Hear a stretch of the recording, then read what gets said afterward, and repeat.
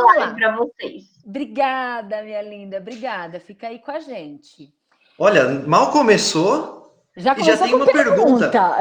Calma aí, gente, calma aí. Deixa eu perguntar Daisa, umas coisinhas antes. Antes de você ter essa resposta, eu vou esperar que a Renata realmente comece essa nossa live, ok?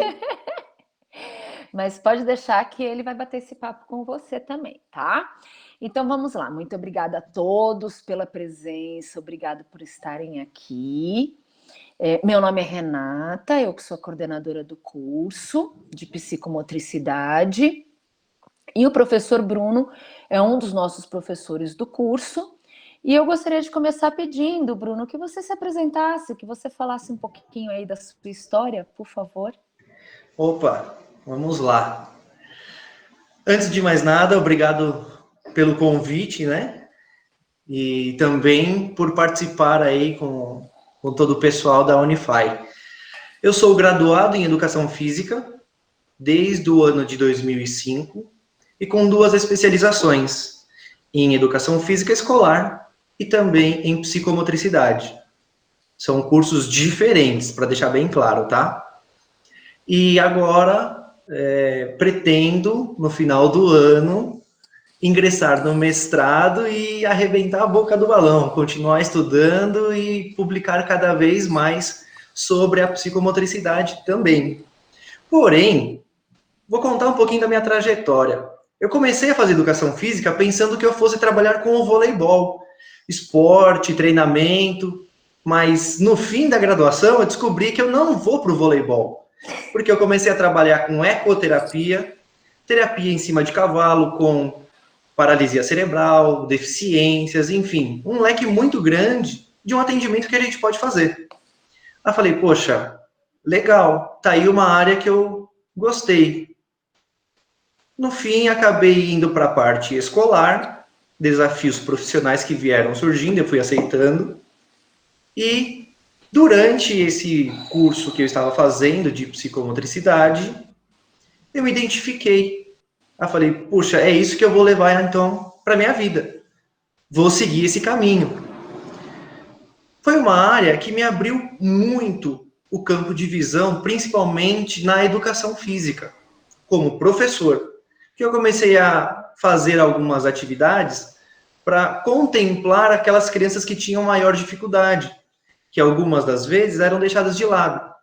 Falei, bom, então já que é assim, é algo que a gente pode estudar um pouco mais. Aí eu acabei me aperfeiçoando, enfim, estou aí nesse momento trabalhando além da área escolar, área educacional. Também atuo na graduação de Pedagogia e de Educação Física e também faço os meus atendimentos psicomotores. E espero, em breve, participar de uma aula presencial aí na Unify, né? Quando realmente tudo permitir. É isso aí, muito bem, excelente. E me fala uma coisa, Bruno, explica para o pessoal sobre o que é a psicomotricidade. Antes da gente aprofundar nesses questionamentos que estão já aparecendo aí para você hoje, não sou só eu que vou sair te fazendo pergunta não, viu?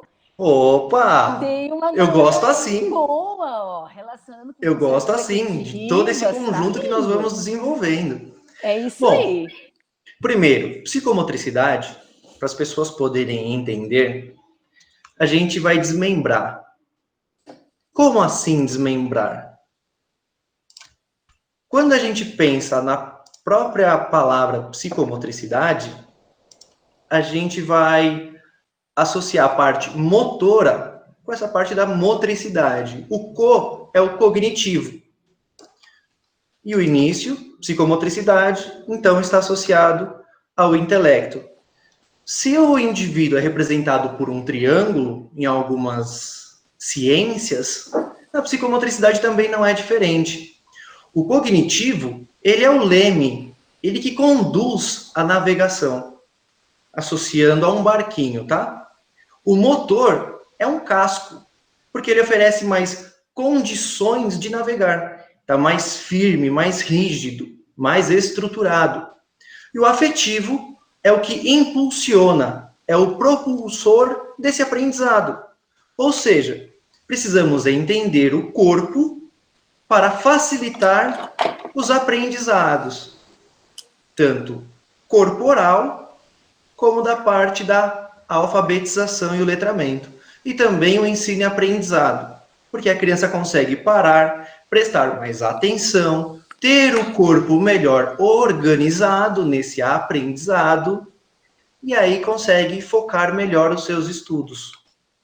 Mas é claro, estou dando uma pincelada sobre a parte educacional, mas a psicomotricidade é uma área que permite que o profissional atue tanto na parte da educação, como acabei de falar, na terapêutica, com alguns diagnósticos, algumas patologias, alguns distúrbios que a gente precisa entender um pouco mais, e também na parte da saúde, com a estimulação precoce nos casos de crianças pré-termo, termo ou pós-termo, que tenham algum comprometimento ou precisem de uma estimulação maior.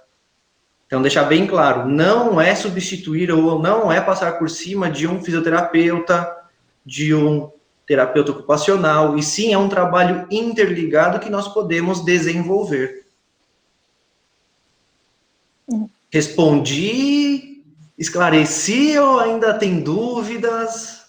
Me diz uma coisa, você falou desde recém-nascido, então me fala uma coisa, quais são as áreas de atuação de um profissional dessa área? As áreas da atuação de um profissional da saúde, não entendi. De um profissional que seja um psicomotricista. Tá.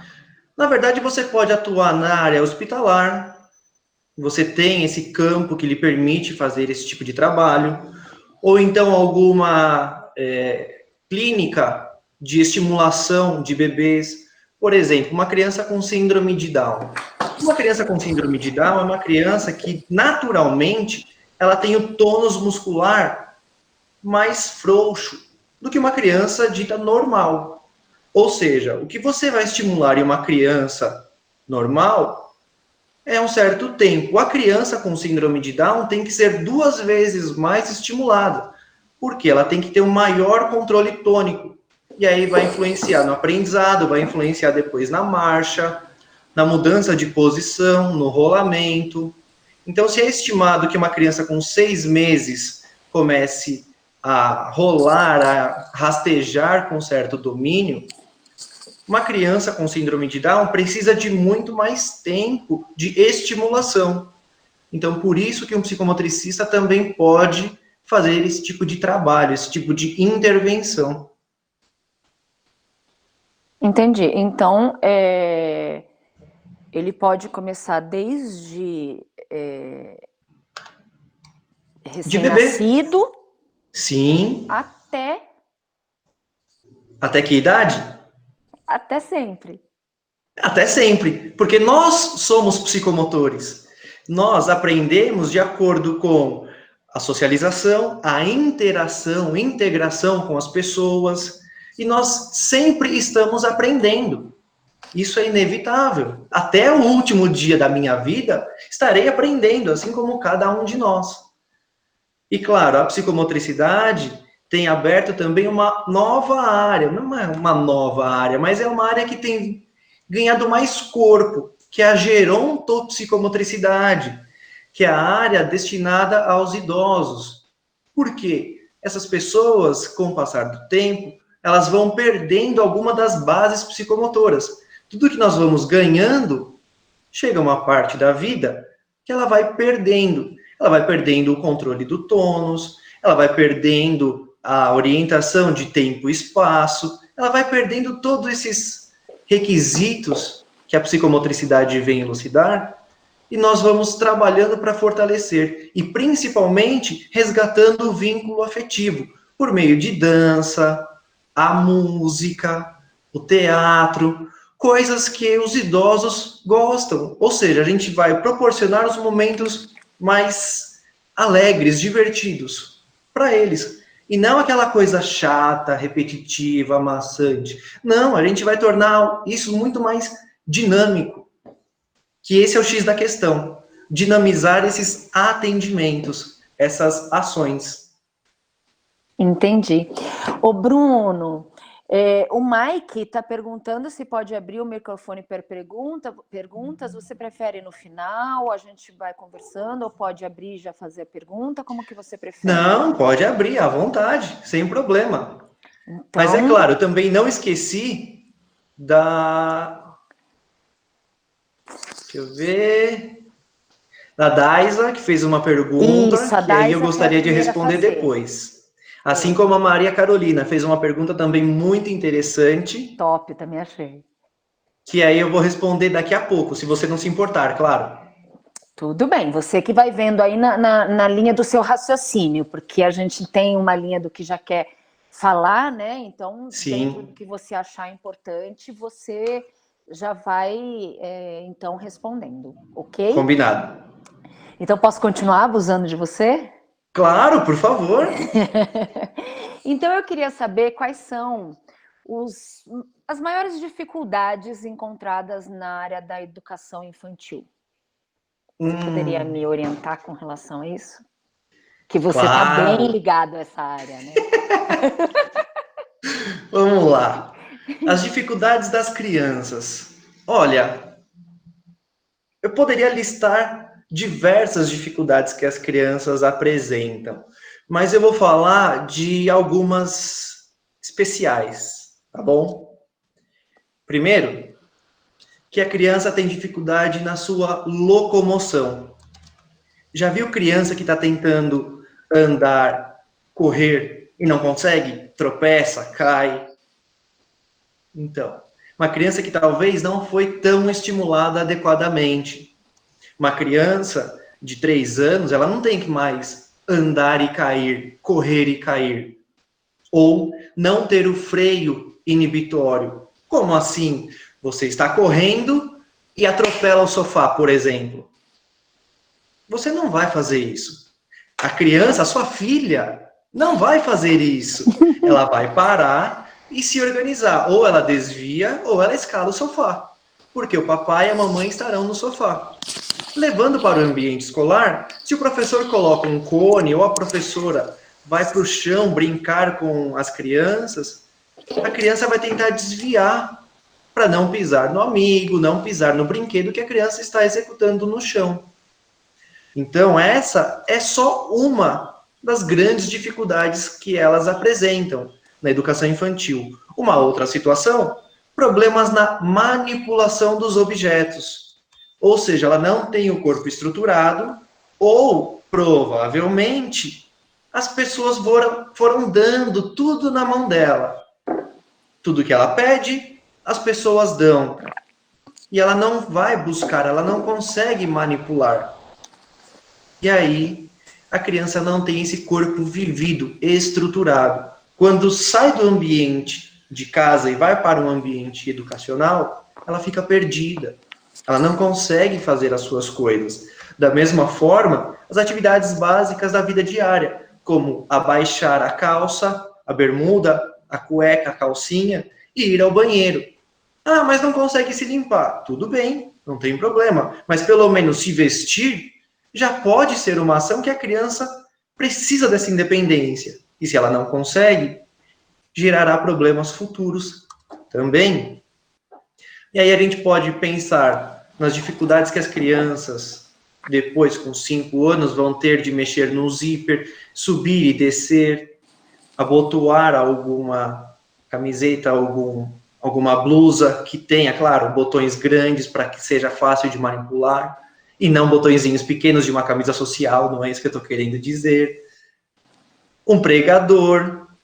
Na educação infantil, a gente brinca bastante com pregador, com tampinhas, e isso precisa ser estimulado. E a criança, dessa vivência, e alguns casos que eu já vi, a criança não tem esse domínio. E isso vai fazer diferença depois na escrita. Como que ela não tem o corpo organizado, estruturado, parou, apoiou, se manteve na cadeira apoio do braço na mesa, ela tem que estabilizar o ombro, o cotovelo e deixar o punho livre para a escrita. Aí você me pergunta assim, poxa, e aí, Bruno, o que eu faço para poder estimular isso? Fácil, vamos brincar. Como? Uma simples brincadeira? Eu vou pegar aqui, só um minutinho, esqueci de pegar um lápis. Fica à vontade. Voltei. Quando a gente pensa no lápis, na escrita, não sei se vocês conseguem ver, Dá para ver sim. mas segura-se com 3 dedos. Isso. Me fala aí, Renata, demais participantes, que brincadeira que você pode fazer para estimular essa pega adequada do lápis? Vamos lá. Aí eu vou deixar para a galera. Vai passar? Vou passar, tô passando já. Vamos ver se alguém vai responder. Estão começando aí. Brinquedos de montar. Olha, vendo meu filho brincar, com brinquedos de montar, ele usa as mãos inteiras. Ele não usa esses 3 dedos. Alinhavos. Boa! É uma boa estratégia também. Mas eu venho da educação física. Massinha, com 3 dedos, acho que a criança vai querer amassar como se fosse pão. Ela vai sentir a densidade, o peso, a barognosia. Então, acredito que não. Pinça. Bem lembrado, Gilcélia. Pinça. Um exemplo. Já brincou de aviãozinho? Quem aqui já brincou de jogar um aviãozinho? Todo mundo, né? A pega do aviãozinho é a mesma do lápis. Só vai mudar a posição do punho.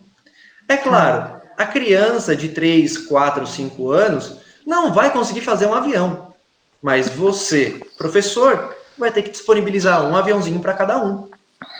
Pronto, a criança está aprendendo a segurar o lápis de um modo adequado. Uma outra estratégia, pregador. Já jogou dama? Todo mundo já jogou dama, né? Já jogaram dama com tampinha e pregador? Tampinha, estão vendo? E um pregador. Olha a pega. Tá. Então, para você movimentar a peça, você utiliza essa pega adequada. Ah, que legal! São exemplos simples que a gente vai brincando. Aí você fala assim, Bruno, o que mais dá para fazer? Vamos lá. De um aviãozinho, eu vou fazer um foguete. Vou pegar um furador e furo aqui no meio. Vou pegar um elástico de dinheiro e eu vou passar aqui no meio. Deixa eu fazer na altura de vocês, da câmera. Isso, tá dando para ver, tá tranquilo. Ótimo. Aí estão vendo que formou então essa abinha, certo? Eu escolho um lado e passo dentro para ficar desse jeito. Se você analisar, ficou essa sobra do elástico. Não, não é sobra. Tem um motivo. Primeiro, você vai segurar no elástico para que não rasgue o seu avião, uma questão lógica. E aí você vai fazer disso um foguete. Ele vai voar alto. Eu vou ficar de lado para tentar facilitar. Aí você solta o seu foguete. Opa! Não foi. Falha. Vamos lá. Você pode colocar, claro, na pontinha do dedo. Que legal! Tcharam! Pronto. Tá feito aí o seu foguete. Você pode fazer com que esse foguete voe mais longe? Pode. Você pode mudar o seu plano. Você deixa ele nesse sentido e ele vai cada vez mais longe. Pronto. Você vai brincando de construir com a criança. Ó, a Jaqueline falou, pega a vareta. Também é uma outra atividade bem interessante. Talvez, não sei se vocês já brincaram, mas tem nossa, me fugiu o nome. Bloquinhos de madeira que você vai empilhando. Jenga. Jenga. Que aí você vai puxando a pecinha. Também trabalha a coordenação motora fina. Essa motricidade que a criança tanto precisa. Então, aqui eu tenho uma criança, o Rafael, de 3 anos e 1 mês, que a gente faz esse tipo de brincadeira. No nosso momento livre, que o papai não está trabalhando em casa, a gente taca o terror, faz bagunça no prédio e deixa ele vivenciar o corpo, explorar esses momentos. Subir no sofá, pular, dar cambalhotas. Essa mudança de posição também é muito importante para a criança, para ela treinar o seu sistema vestibular. Da mesma forma, a criança precisa aprender a correr e saltar, ou apenas saltar e se equilibrar sem cair. Então, são atividades, são movimentos que a criança precisa vivenciar. Jogos que trabalham em movimento de pinça, né, professor? Sim. Eu estou falando apenas de uma estratégia. Mas é claro, tem muita coisa para a gente abordar. E se eu fosse falar disso, acho que a gente ia ficar aí até 3 horas da manhã. Então, eu vou deixar esse gostinho de quero mais e eu vou mudar um pouco o assunto. Porque senão, só eu vou ficar falando. Eu vou deixar a Renata falar um pouquinho e gastar saliva, vai. Eu achei que você ia mudar de assunto, já ia entrar em outro. Você mudou de assunto e jogou para mim, foi? Ah, eu posso mudar do jeito que eu quiser? Fique à vontade. Então tá bom. Você já está indo, matando todas as minhas curiosidades, as minhas perguntas. Vai. Estou respondendo tudo? Já está respondendo. Eu ia te perguntar por que brincar. Você já mostrou até brinquedo. Já respondi, ai meu Deus. Então vamos lá. Meu querido. Ó, a Gilcélia fez uma pergunta que eu achei interessante. E quando a pega é inadequada? Existem diversas pegas inadequadas. 1, 2, 3 pegas inadequadas. O que você faz? Ah, e a 4ª pega inadequada. Tudo junto. O que você faz? Simples. Você brinca com a criança. Esses movimentos de pinçar serão importantes. Isso é necessário. Porém, você pode mudar o plano. Não fazer olhando de cima para baixo e a criança desenhando. Por uma posição anatômica, uma lógica, você pede para a criança desenhar na parede. Eu não vou poder mostrar aqui. Não sei. Posso mostrar? Fique à vontade. Então tá, vocês vão conhecer minha casa. Adoro. Ele apronta cada uma na casa dele, é tudo de boa. A cozinha dele, ele apronta cada uma. Quase. Ó, não repara a bagunça, tá, pessoal? Mas é o seguinte. Isso daqui, ó, é tudo rabisco que eu faço com meu filho. Por quê? Ele já muda a pegada do lápis, do canetão. Porque assim ele é obrigado a segurar com os 3 dedos. Então, Gilcélia, essa é uma estratégia que os professores fazem para facilitar esse processo. Como? Colocam cartolina, ou a escola tem uma parede cheia de azulejos brancos que você pode usar tinta guache, pincel, e aí você vai brincando com as crianças. Então são atividades simples que a criança vai tendo essa mudança, essa adequação da pegada. Ah, respondi, olha aí. Renata, se você me permitir, eu vou voltar aqui nos comentários. Por favor, eu vou responder a pergunta da Daisa.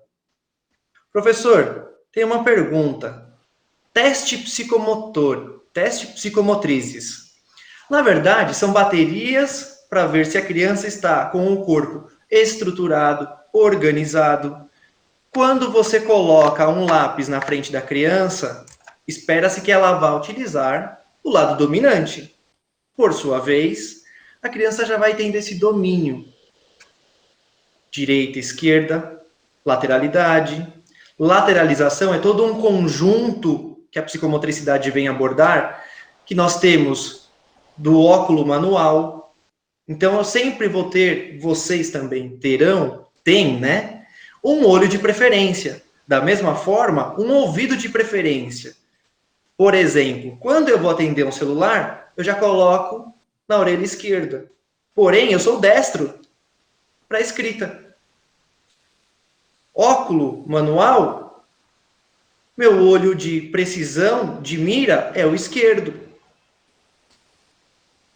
Ah, mas professor, isso é um problema? Não, problema nenhum. Mas tem criança que não tem esse lado organizado, não tem esse corpo estruturado, vivido, maduro.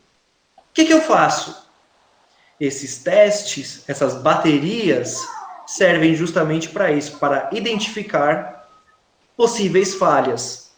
Como que você entende essas falhas?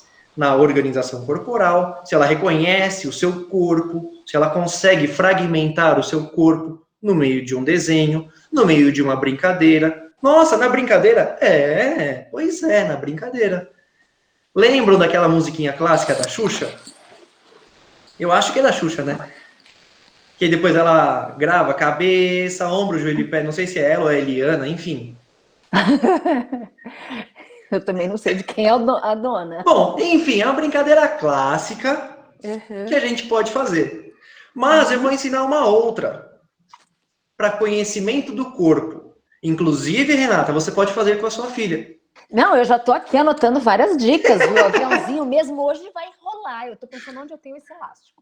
Mas Você pode pegar o dedinho dela e fazer o aviãozinho junto, tá? Se você tem essa facilidade, uma pessoa só ou em um atendimento, você pede para a criança ir fazendo o aviãozinho, para passando o dedo com você. Claro, em uma sala com 30 crianças, 40 crianças, enfim, não dá para você fazer um por um. Então já leva tudo pronto e seja feliz. A brincadeira é cola-cola. Eu falo cola-cola, vocês vão falar o que? Imagina que estamos em aula, tá bom? Cola-cola. O que é o quê? Cabeça com cabeça. A criança tem que colar a sua cabeça na cabeça do amigo. Aí vai lá e cola. Cola-cola. O que é o quê? Ombro com ombro. É normal você ver esse tipo de situação. Criança colar o ombro. 3, 4, 5 anos. Você não vai falar, ai, tá errado. Não. Vai falar assim, olha, compara aí com os amiguinhos do lado. Vê o que você acha. O ombro tá em cima ou tá no meio do braço? Você vai dando essas possibilidades. Você vai vendo se a criança tem esse reconhecimento, se ela tem esse corpo estruturado. Então, parece que eu estou ficando repetitivo. O corpo organizado, estruturado, vivido, mas são palavras-chave. Porque o primeiro caderno da criança é o seu próprio corpo. É o seu registro. É ela que vai expressar o movimento, a sensação. O corpo fala, o corpo se expressa e interage. E esse aprendizado é muito mais gratificante por meio de movimentos.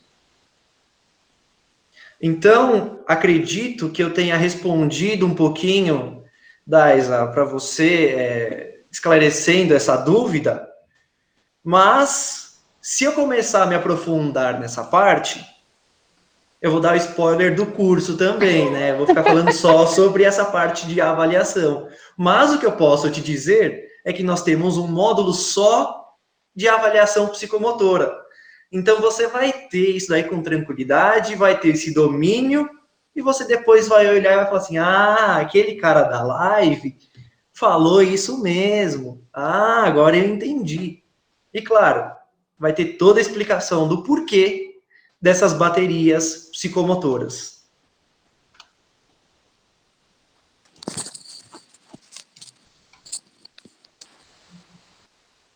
Deixa eu ver outra pergunta aqui.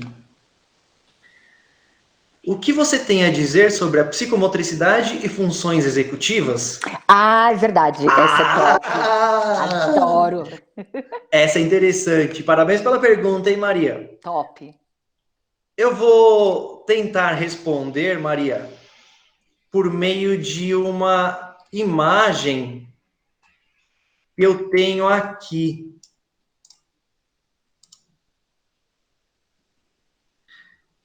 Achei. Eu acho que é isso, né? Vamos ver se vai abrir para vocês.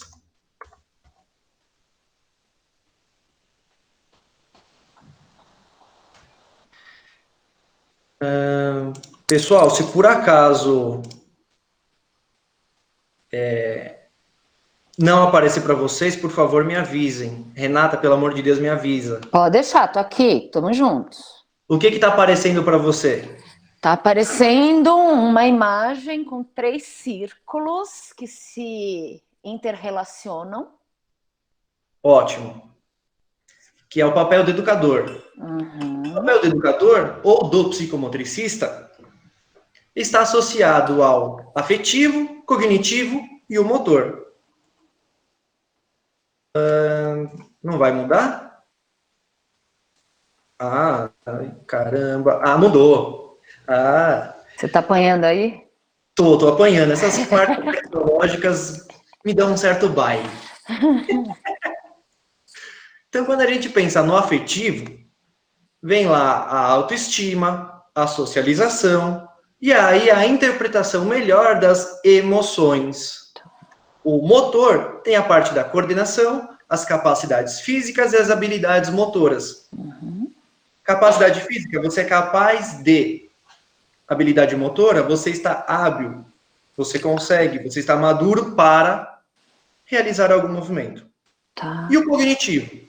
São as operações mentais, os conceitos simbólicos e os concretos. E aí vem essa questão.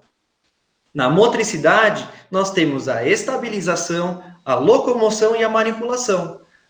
A criança, o jovem, o adulto precisa de toda essa estimulação. E uma vez que você trabalha a autoestima, a sociabilização das crianças, você tem a emoção cada vez mais madura, cada vez mais estruturadas, que por sua vez vale também para a parte cognitiva. As funções cognitivas, as operações mentais e as inteligências múltiplas. Ou seja, se você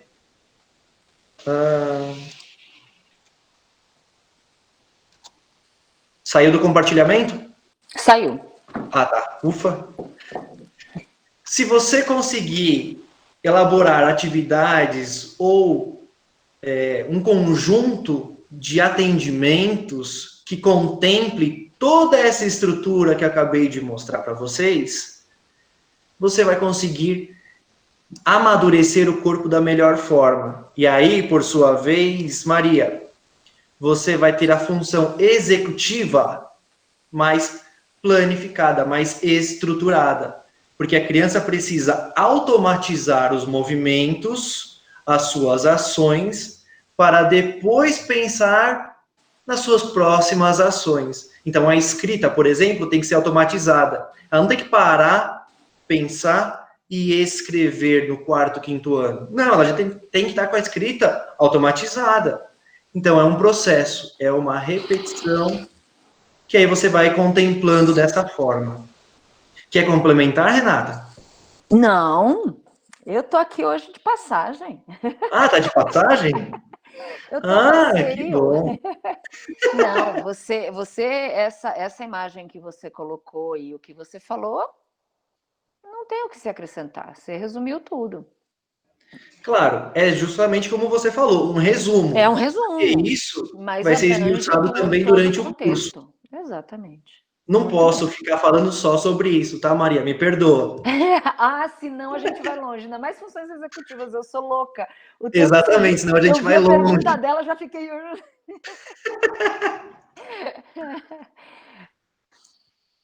Deixa eu ver se tem mais alguma aqui.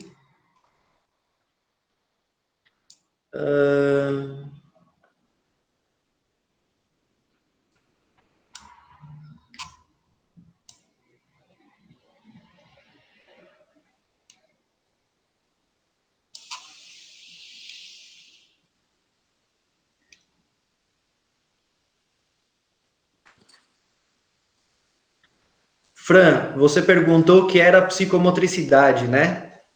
Então, é um estudo, é uma ciência que trabalha o psicológico o cognitivo e o motor. Então, é o afetivo, o cognitivo e o motor. Tudo isso interligado. Não tem a separação do corpo e mente. Antigamente, tinha essa dicotomia. Atividades que você trabalha o corpo, atividades que você trabalha a mente. Não, não tem mais isso. Hoje, nós pensamos nesse corpo totalmente integrado com as pessoas, com os seus sentimentos, com os seus estímulos e com os seus movimentos. Então, é todo esse conjunto que vai contemplar o que é a psicomotricidade. Posso fazer uma pergunta? Ah, você estava de passagem? Ah, então tá bom. Eu vou esperar você terminar, depois eu pergunto. Não, faz. Assim eu vou procurando alguma outra pergunta aqui. Nessa pandemia, você acredita que o que interferiu? Qual é a sua visão dessa pandemia relacionado à psicomotricidade? Caramba, essa aí. Tá explicado por que você ficou parado ali pensando tanto, né? Vamos lá. Olha, pelo que eu tenho percebido, e também relato de alguns pais, claro, o pai ou mãe, quando estão presentes, a criança tem se desenvolvido, porque tem aquele tempo de interação, tem essa integração com alguém da família. A criança não está abandonada, não está ficando de lado. Agora, a criança, quando só fica na frente de um computador, faz as suas aulas e fica sentada o tempo todo, não tem essa integração, essa interação com as demais pessoas, é um problema. Então, aí eu acredito que possa haver sim algum atraso. O que dá para fazer? Estimular. De que forma? Com brincadeiras que realmente que sejam interessantes. Uma brincadeira que eu acabo fazendo aqui com meu filho, brincadeira da corrida do saco. Ah, mas eu não tenho saco. Você não tem aquela sacola de mercado? Pronto.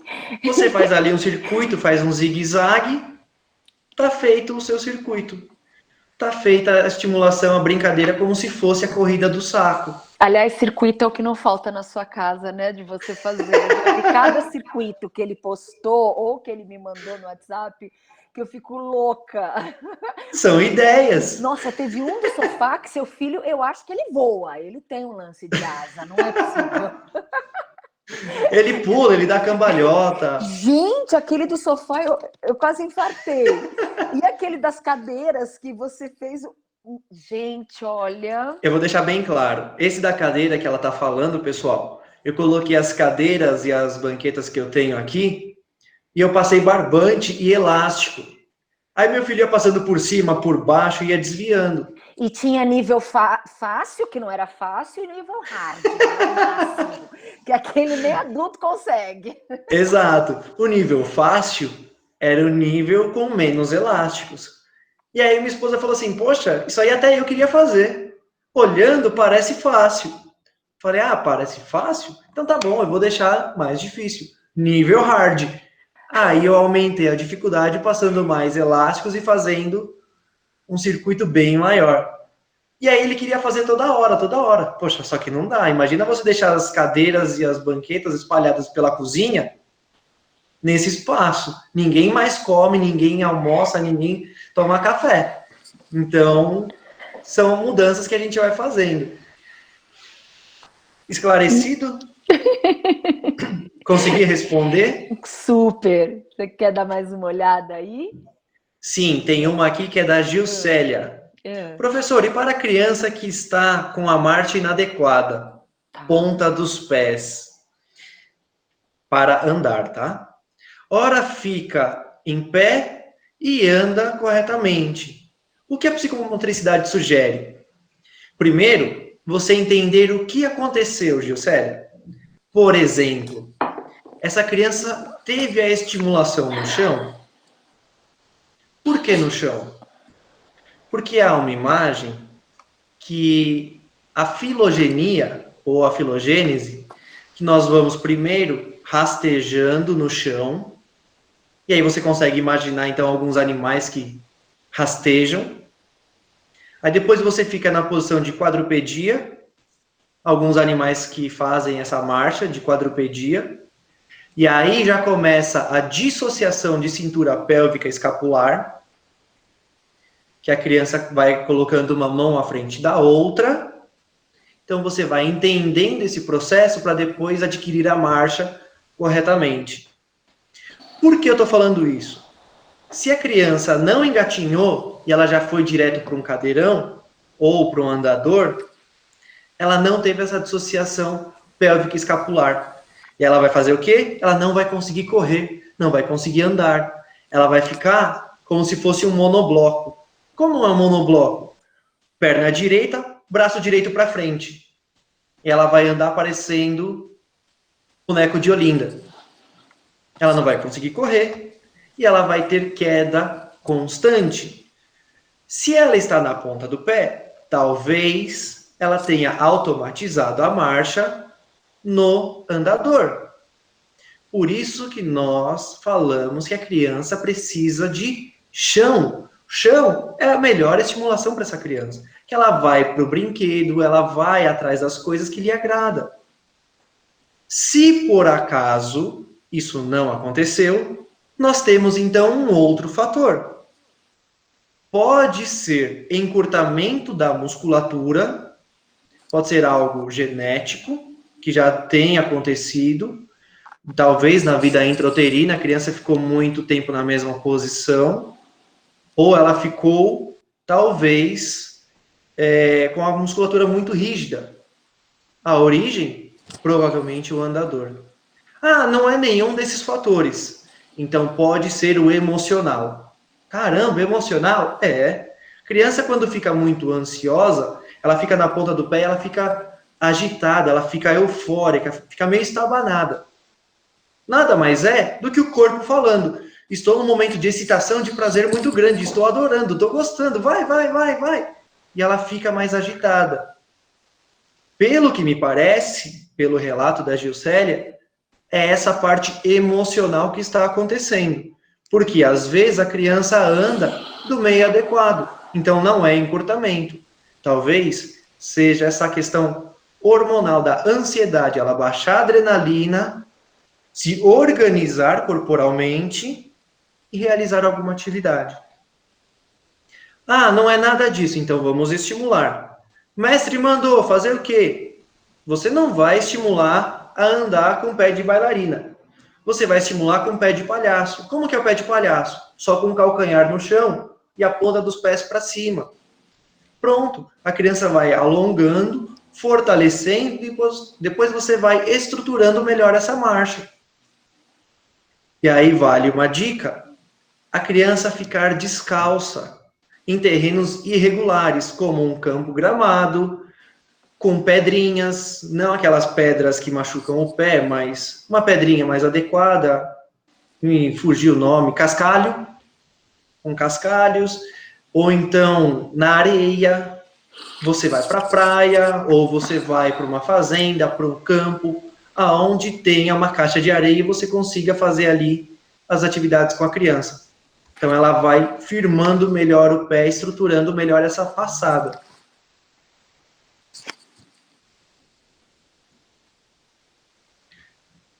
Espero ter respondido, Gilcélia, a sua pergunta.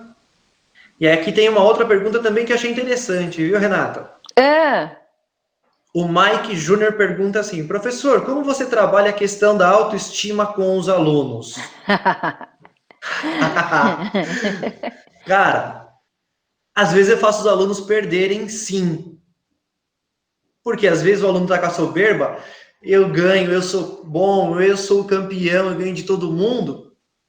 De repente eu estruturo ali um time, ou eu entro pro time contra ele, e eu ajudo o time a ganhar. Às vezes também eu faço isso, e entro no time, e faço o time dele ganhar. Para que ele também tenha esse reforço positivo.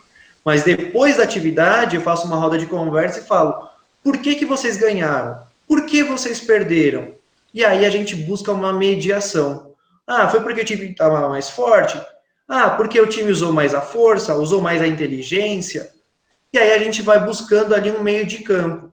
Então, é mais fácil você mediar com essas situações de ganhar e perder, que a criança vai voltando para a vida real, não fica tão lá em cima, eu sou o campeão, eu vou ganhar todas. E claro, aquele que tem a autoestima baixa, a gente coloca nos times mais fortes. Vai falar, tá vendo? Que legal, hoje você ganhou, parabéns. E aí ele também pode ter a oportunidade de escolher o time. Então ele também precisa se sentir escolhido, mas também ser o capitão, ele escolher o time. E não só pegar 2 ou 3, que são os melhores, os maiorais da sala. Você tem que pegar os outros também. Todos têm que ter essa oportunidade. Então, o que eu sugiro é que você faça um rodízio nas suas aulas. Tem uma pergunta aqui da Jaqueline Lima. Como trabalhar a psicomotricidade com o idoso? Eu acho que a gente já falou. Mas você resgatar essas atividades que os idosos gostavam, faziam, a dança, a música, o teatro, as artes cênicas de um modo geral, um quiz sobre filmes, músicas. Eu acho isso muito interessante, muito relevante. Utilizar bexiga. Por que não uma bexiga? Não para estourar, mas para que ele consiga bater e fazer os movimentos, de ter o seu domínio espacial. Eu acho muito rico também. A Gilcélia tá gostando da live, hein? Vou fazer uma sondagem psicomotora. Gilcélia, essa parte é mais difícil. Se você é professora de sala, titular, pedagoga, facilmente você pode propor uma atividade ou outra por meio das baterias de Vitor da Fonseca, enfim. Depois a gente pode esmiuçar durante o curso, você pode ir inserindo durante as suas aulas. Agora, se você é um professor de educação física, se você vai fazer uma avaliação, nossa, você vai demorar muito tempo, porque você tem uma aula ali de 45 minutos, 50 minutos.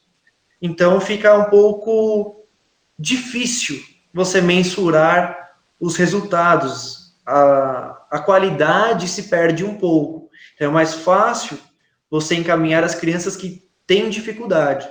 E não você ser o elixir da educação. Não, você chama para si a coordenadora, um bate-papo e fala, ó, tá acontecendo isso, isso e isso, é melhor a gente buscar um atendimento interdisciplinar. E aí você vai mediando da melhor forma.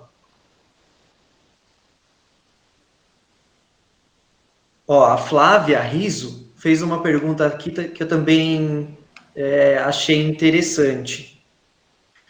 Professores, pergunta sobre normas. Após seremos psicomotricistas? Como está a regulamentação disso por lei? Caramba, essa... Adoro. Essa foi legal. Essa foi legal. Flávia, é o seguinte. No ano de 2019, saiu a lei que permite que o profissional seja reconhecido. Então, o presidente sancionou a lei que intitula o psicomotricista. Quem pode ser um psicomotricista? Quem já fez a pós-graduação de áreas de saúde, de educação, e fez também a psicomotricidade. Desculpa, fez a graduação nas áreas da saúde ou educação. E que depois você faz a pós-graduação em psicomotricidade. Ou então, aqueles que até a data do dia 3 de janeiro, que foi quando começou a lei, então, do dia 2 de janeiro para trás, tenham como comprovar o exercício da profissão de um psicomotricista. Ou então, as pessoas que têm o diploma de psicomotricidade expedido por alguma instituição de ensino superior estrangeira. E aí ele é revalidado na legislação brasileira. Por exemplo, você pode ir para a França, faz a graduação de psicomotricidade na França e depois você utiliza o seu diploma aqui. Para que isso aconteça, tem um trâmite, enfim. Mas vamos focar na pós-graduação. Você será um especialista em psicomotricidade, e aí depois você precisará encaminhar junto ao Conselho de Psicomotricidade, que comprove certa quantidade de horas, e também se filiar à Associação Brasileira de Psicomotricidade. Aí você estará, então, regulamentado para ser, de fato, um psicomotricista. Mas você, se por acaso terminar a especialização, a pós-graduação em psicomotricidade, você pode sim trabalhar em clínicas, trabalhar na parte educacional, na parte hospitalar, enfim. E aí é o leque que se abre nesse mercado de trabalho para você. Eu espero, Flávia, ter respondido a sua pergunta e ter sido claro nessas argumentações. Deixa eu ver. Você quer fazer alguma pergunta, Renata? Por favor. Bruno, na verdade, a gente já está meio que no nosso horário meio próximo, né? E daí eu queria que você completasse o que mais você gostaria de falar, ou mais perguntas que você gostaria de responder, e depois eu vou fazer umas perguntinhas ou um bate-papo sobre o curso. Tá. Bom, na verdade, só falando um pouquinho sobre a psicomotricidade, ela teve a sua origem na Europa, e aí ela veio para o Brasil. Opa, tá. Estão me ouvindo? A internet Eu estou. Tá. Porque para mim aqui apareceu uma mensagem de erro, mas vamos lá. Menos mal. A psicomotricidade vem primeiro no sentido da estimulação sensório-motora, ou da debilidade motora, uma linha mais higienista, digamos assim. E aí a gente pega um pouquinho dos conhecimentos de Freud, de Lefebvre, de Vallon, e aí também tem um pouquinho de Arroria Guerra, Jean Lebouche. Então a gente precisa entender esse processo histórico para entender as transformações e como ela foi evoluindo até chegar nos dias de hoje. E um nome que é sensacional é o do Vítor da Fonseca, que ele é um neuropsicomotricista, que ele tem apoio nos estudos de Lúria, e ele consegue falar sobre os transtornos, falar sobre os problemas neuropsicomotores. Então, toda essa parte neurológica é estruturado também com essa parte do corpo. Então, a gente precisa entender esses processos históricos para saber os erros do passado, aprender com essas oportunidades e fazer a diferença no futuro. Como? Por meio de estudo e essa mediação que nós vamos fazendo. E, claro, eu espero contribuir nessa mediação, até porque estamos sempre aprendendo. Muito bem. Gente, o professor Bruno está aí. Como a Tassiane falou, não foi fácil laçá-lo. Então, quem quiser fazer mais pergunta, aproveitar ele, eu vou falar um pouquinho sobre o curso. Ou você pode falar, Bruno, porque o professor Bruno, ele ajudou a estruturar esse curso. Esse curso é filho dele também. Ele não põe para correr, mas é filho dele também. Que minha esposa não ouça, que ela não saiba disso, mas esse curso é o meu filho com a Renata. Olha isso, que meu marido não escute. Ele também não escute, hein? Com perdão da brincadeira e da palavra, esse curso ele foi estruturado justamente tentando contemplar a neuroeducação, a psicomotricidade e também essa parte, não só a educacional, porque esse curso não é voltado para professor de educação física e pedagogo especificamente. Sim. Mas esse curso é também para terapeuta ocupacional, psicólogo, médico, fono. Por que o fono? Porque tem a oromotricidade. Então a criança precisa ter o corpo vivido, organizado, para depois articular melhor a sua fala. Então, nada mais justo do que uma fono depois abordar isso daí com vocês. Olha, ele está jogando no meu colo de novo. É lógico, mas tem toda essa organização que é necessária. Então, a criança precisa estruturar melhor o seu corpo para poder falar, para poder escrever, para poder aprender. E, por sinal, os médicos, agora, não agora, mas há alguns anos, já começam a indicar atendimentos psicomotores, que já vem algumas situações para mim e fala assim, Bruno, eu não sei o que eu faço, me ajuda. Aí eu converso com uma certa equipe médica, que eu tenho uma certa afinidade, a gente vai conversando, a gente faz um trabalho interdisciplinar, ó, avisa então a Renata, que é a fono, que ela vai precisar fazer esse tipo de atividades assim, assim, assim, estruturar melhor. A Renata está participando da reunião, ela se interage, entende um pouco melhor como o corpo pode contribuir com a oromotricidade, por exemplo, ou com alguma outra situação. Então, aí tem o atendimento com o TO, com o psicólogo, e aí a gente sempre costuma fazer esse feedback. Então, os médicos também estão indicando esses atendimentos psicomotores. Acho que é isso, né? É isso.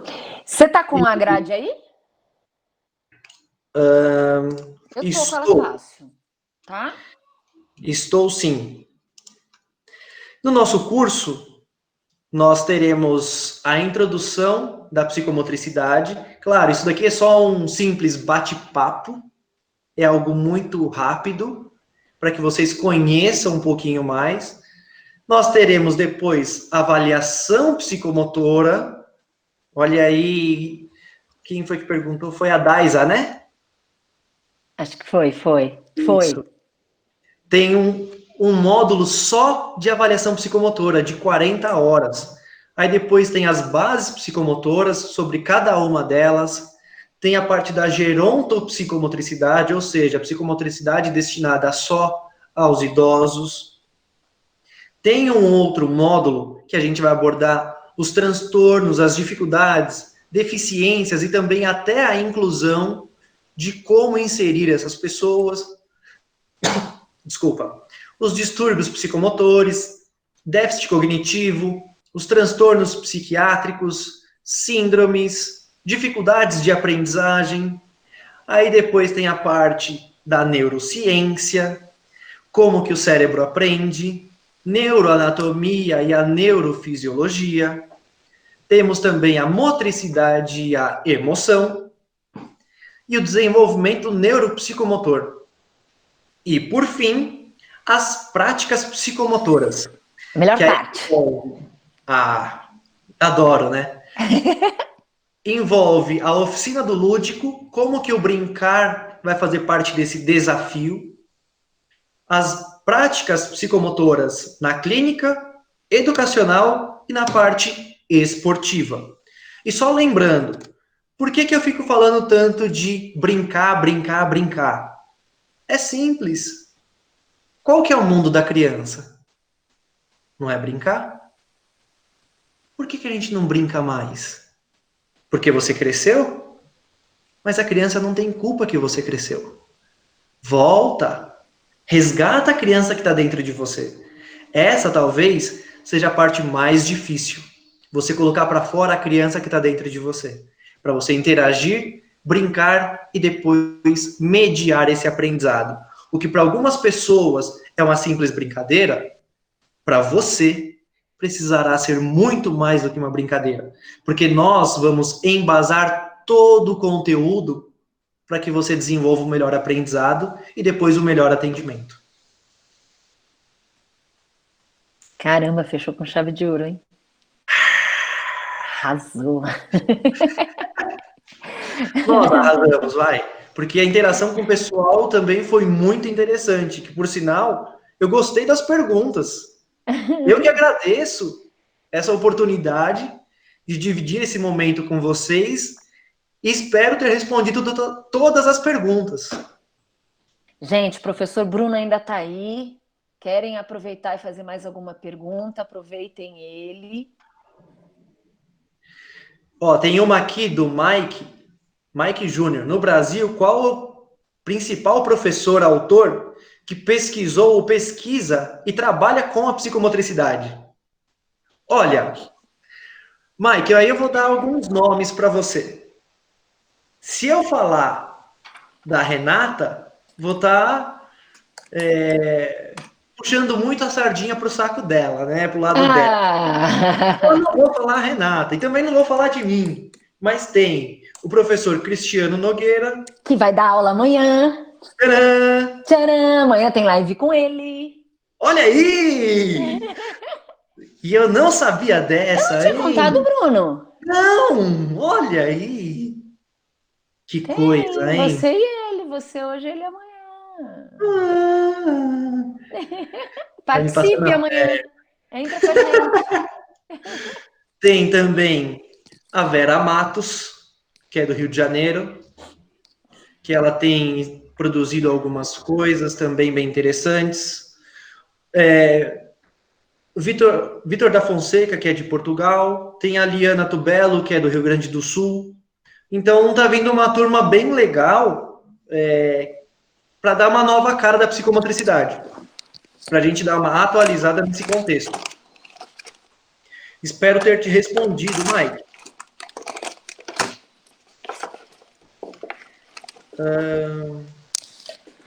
Tem mais aí? Não, não tem. Gente, no mais, pessoal, muitíssimo obrigado pela oportunidade, pelo dia de hoje. Eu vou pedir só mais uma coisa, posso?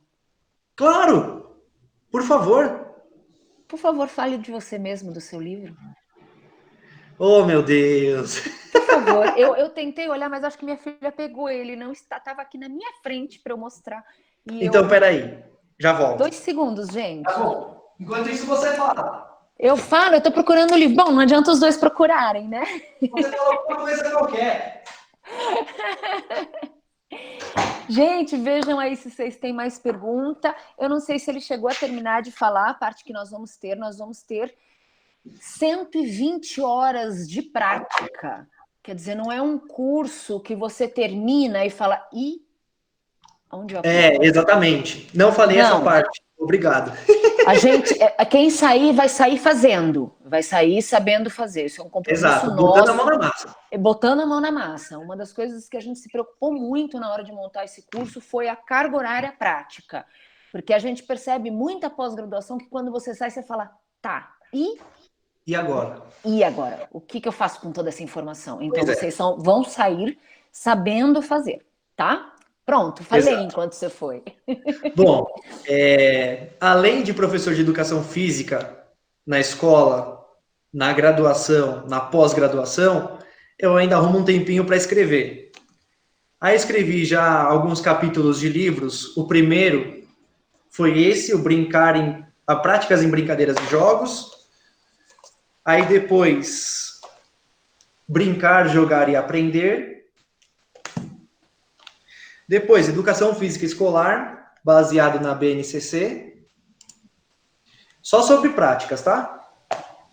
Recortes, reflexões e brincadeiras na infância. E agora, que foi lançado no mês passado... Que eu tenho... Tcharam, com dedicatória. Eu tenho com dedicatória. Brincadeiras e jogos, novos hábitos, práticas online e presenciais.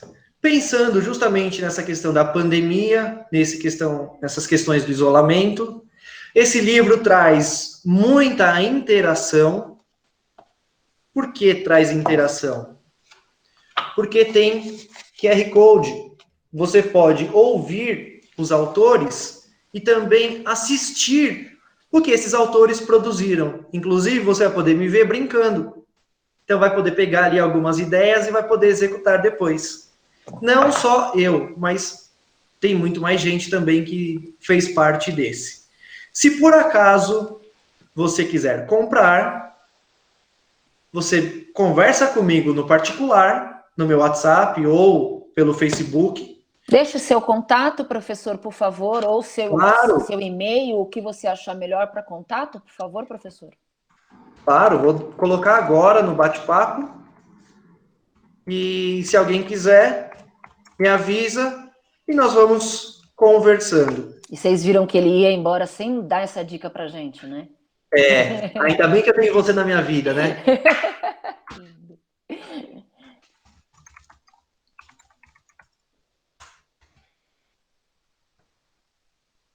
Se eu não me engano, a minha foto, eu estou na praia, está eu e o meu filho. Eu estou com ele no colo, a gente está andando em direção à praia, à água. E aí minha esposa tirou a foto. Eu acho que é essa, a foto da capa. Certo? Professor, muito obrigada. Você quer falar mais alguma coisa? Posso começar? Não, na verdade, eu gostaria de agradecer ao pessoal da Unify, você principalmente, por abrir as portas para esse aprendizado, para essa live, e esse bate-papo que nós fizemos com toda essa turma que está presente. E claro, espero encontrá-los matriculados no curso de pós-graduação, para que realmente possamos fazer a diferença e agregar ainda mais na vida profissional e familiar dessas pessoas. Eu que agradeço muito, agradeço você ter aceito esse bate-papo com a gente, agradeço por ter me ajudado a montar o curso, por fazer parte dessa caminhada nossa, e também agradeço, Tassiane, pelo convite e pela parceria toda, agradeço a universidade e, mais do que tudo, agradeço todos vocês por terem tirado um pouquinho do tempo de vocês para estarem com a gente. Ok? Muito obrigada, boa noite. Muito obrigado, pessoal, boa noite. Até mais. Até. Tchau, tchau. Tchau, tchau.